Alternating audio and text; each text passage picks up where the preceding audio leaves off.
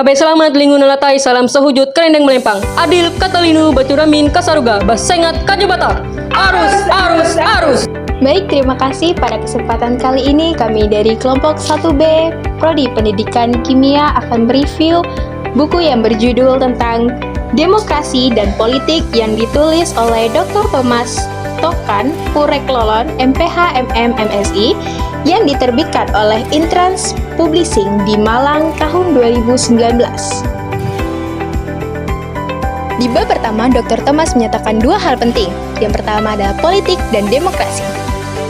Politik adalah proses mengatur dan menjalankan kekuasaan, sedangkan demokrasi adalah sistem yang menempatkan bahwa rakyat sebagai pemegang kekuasaan tertinggi.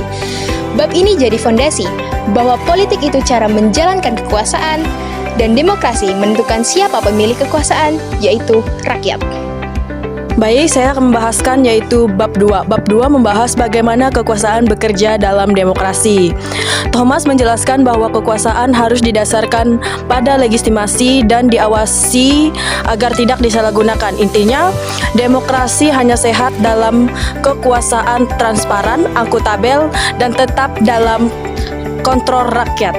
Di bab 3, penulis menekankan bahwa demokrasi tidak bisa dipisahkan dari nilai budaya masyarakat. Nilai seperti gotong royong, toleransi, dan solidaritas ikut menentukan bagaimana demokrasi dijalankan. Jadi, demokrasi bukan hanya sistem politik, tapi juga praktik budaya yang ada dalam masyarakat. Bab 4, Demokrasi dan Kehidupan Sosial, menjelaskan bagaimana demokrasi hadir dalam kehidupan sehari-hari, mulai dari kebebasan berpendapat, kesetaraan, partisipasi warga, sampai dengan peran masyarakat dalam mengawasi pemerintah. Di sini, Thomas menjelaskan bahwa demokrasi bukan cuma soal pemilu, tetapi tentang cara masyarakat berinteraksi dan hidup bersama.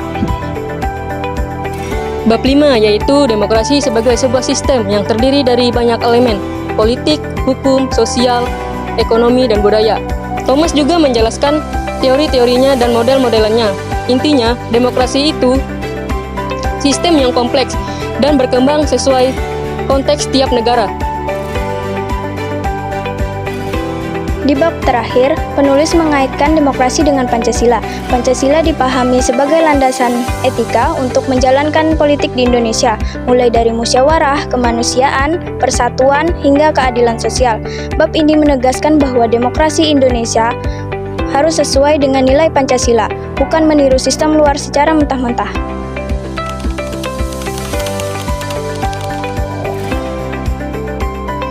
Kelebihannya menurut saya, bahasanya jelas dan runtut, cocok untuk pelajar, mahasiswa, dan pembaca umum yang ingin memahami demokrasi.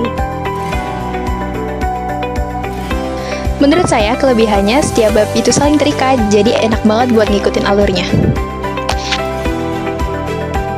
Kelebihan menurut saya, buku ini menekankan etika politik, sesuatu yang dilupakan dalam diskusi demokrasi. Kelebihan menurut saya yaitu menggabungkan aspek sosial, politik, dan budaya sehingga pembahasannya luas tetapi tetap fokus. Baik, kelebihan menurut saya, terdapat penekanan kuat pada Pancasila sebagai identitas demokrasi Indonesia.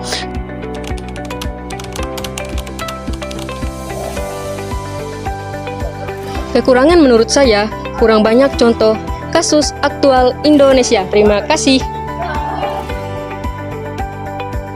Baik, kekurangannya menurut saya yaitu beberapa konsep dijelaskan cukup teoritis sehingga pembaca pemula mungkin perlu baca pelan-pelan. Terima kasih. Kekurangannya menurut saya tidak banyak data atau grafik pendukung untuk memperkuat analisis. Terima kasih. Kekurangan menurut saya sendiri di buku ini yaitu kajian budaya bisa diperluas dengan contoh yang lebih nyata lagi.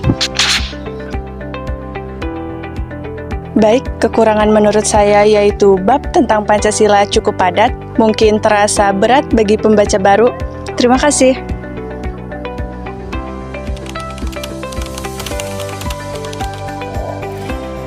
Menurut kami, buku ini sangat relevan dengan kondisi sekarang. Alasannya karena isu demokrasi dan kebebasan berpendapat lagi naik.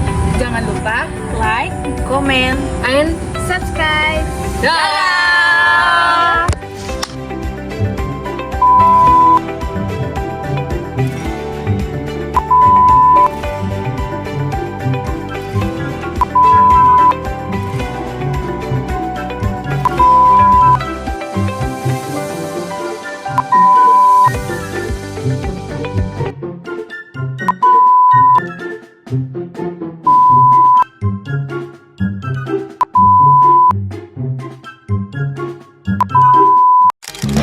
Is the loneliest number that you'll ever do.